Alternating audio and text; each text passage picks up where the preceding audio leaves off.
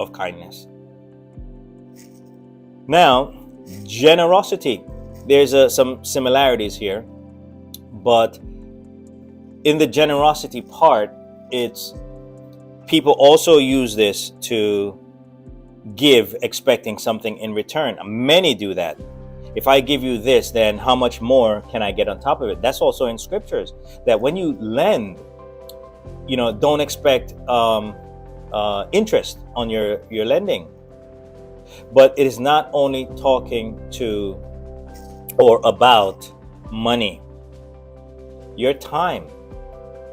How much is your time worth? You see, it all ties up, and they're all interconnected, because your generosity of your time is also linked to patience and kindness, but they each have their own place. Now, you have something, and the other person doesn't. If you give it to them, the shirt off your back, so to speak, they cannot repay you. You're going to be out of a shirt, but you have the means in which to get it back. What is more important than this with the generosity is that when you give your time, effort, or means, financial, whatever it is, you're doing it in the sense that you're doing it for God, hoping that they cannot repay you. Remember what Jesus said about, I was hungry, thirsty, and imprisoned, and sick, and you came and did all these things for me? But yet, none of us today can do that. When are we going to see Jesus to do it physically? However, he says, when you do this to others, you have done it to me. So generosity is a way to show your love also to Jesus himself. Not only that, when you do these things, it'll also come back to you. Now, that can be taken out of context. So listen to my words carefully and don't twist them. Now, if you're doing it for the hopes of getting something in return, it doesn't work. And God already knows the intent of your heart. But those who are doing it just randomly because of the nature that's indwelling them, those are the ones that will reap now. Because we don't need rewards, certain things when Jesus returns. It's going to be irrelevant. All those things are going to fade away and disappear. We won't need them in the world anymore. There's certain things that only apply to this physical realm at this moment. Okay, so that's it for generosity. Now remember, Jesus also said, give and it shall be given back to you, good measure. Okay, now faithfulness. Are you a faithful person?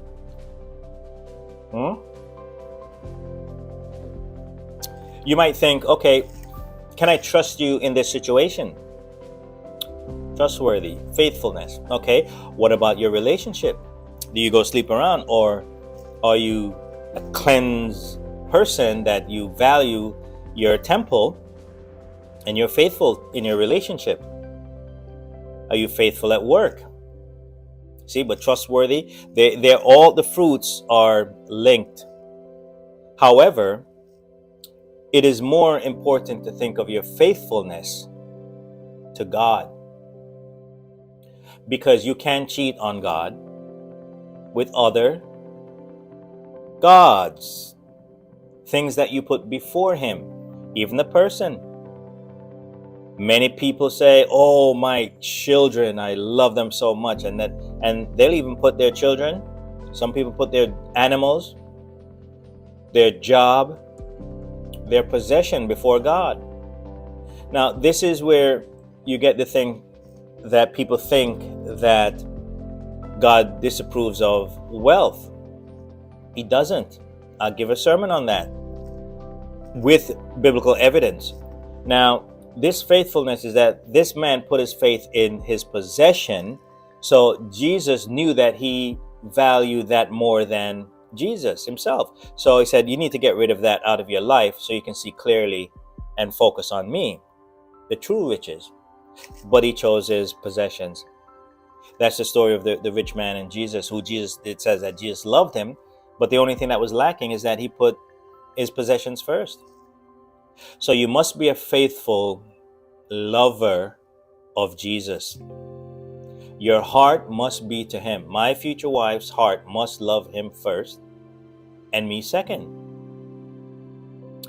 So that is the guideline, the caliber in which you must measure faithfulness. Are you faithful to God? And let me tell you something. If you do that, and if that is in place without missing any of the others, your life will be beautiful. You can only experience it to understand what I'm saying. Faithfulness in all aspects. God first, and in every other aspect of your life, because you're a reflection of Jesus. Now, gentleness. You can also, gentleness, remember what the Bible said about Moses was the most meek of all men. Now, it doesn't mean that he was a punk or pushover. Gentleness, which I said in an earlier sermon, is that you can call it or refer to it as controlled power. Controlled power. Gentleness is a loving mother that had a rough day, but yet instead of taking it out on a crying child that is unconsolable, but yet she's gentle.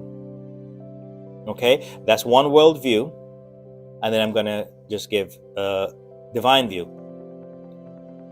Jesus could have wiped us all out easily, but yet he controlled his power without blowing us into smithereens for now, until later he comes in and set things in order. But gentleness is a manner of the way we live and treat others. Don't get easily upset. Remember, you can be angry at someone for the way they're living, and then you must say something in a gentle manner. Iron sharpens iron, so, but in this sense, when someone comes off aggressive at you, you must be the opposite. But you cannot do that if your ego is challenged. Then that gentleness might be uprooted. So then there are those without the indwelling spirit, but may demonstrate a form of gentleness. I'm referring to what is of the spirit. Okay? Now we're going to conclude with self-control. Now, self-control. Do you have that? As a martial artist, that is a prized possession, manner of being, because you must know how to control your prowess and don't use it in a negative way. It's very easy to hurt someone. Do you know that the most dangerous... All right, let me ask this. Which is most dangerous? The black belt or the white belt? Many family members and friends and people have asked. Do you have the answer? The answer is the white belt. Here's why. Now, imagine a person putting an apple on your head, and you have two contestants, one a black belt and one a white belt. Now, which one of them would you like to attempt to kick the apple off your head? Now you see my point? The black belt is more skilled, more dangerous, ability-wise. But in kicking the apple off your head without breaking your face, the white belt is probably going to kick you in the head. because of the lack of self-control, control over the body, to be able to accurately pinpoint from your eyes, looking at the object and sending your foot to travel through space to connect to that object without hitting anything else in its path. That's a form of self-control that I can give you an analogy, something to hold on to. So, self-control in the line, self-control driving. Now, it is also self-control when you go out. Nobody made you take the extra drink or the extra shots or the drugs. You can have a drink. Jesus and disciples, people in the Bible, drank. But the self-control is to not get drunk. So you see, self-control. So recap: love, joy, peace, patience, kindness, generosity, faithfulness, gentleness, and self-control. If you have all of these, then you have the indwelling Spirit. Not one, not two, not five, all.